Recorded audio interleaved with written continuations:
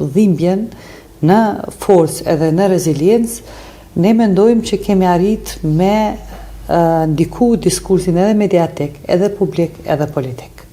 Pse po e them te? Një kohë dhe një vakt kur na në komunitet kishim frikë edhe na kërcënonin, tani mendoj që zëri i Vasfis, i Shyretës, i Ramadanit, i jehon çdo shoqërinë tonë. Ata me të drejtë quhen heroj të gjallë, edhe me marrë këtë epitet, unë mendoj që thjesht tregon se sa shoqëria ka arrit me esë në këtë drejtim, edhe nuk është e lehtë, dua të them, e pikës pari për ta, se më kujtohet si sot momenti kur Vasfia ka thënë publik sa e vështirë, konë edhe sa dilema na kemi pas mbrapa se si ka me reagu shoqënia jonë.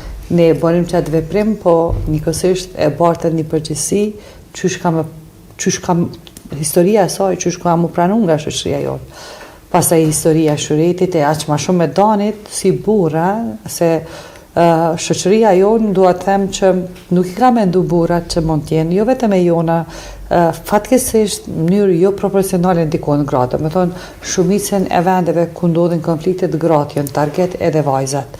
Mirë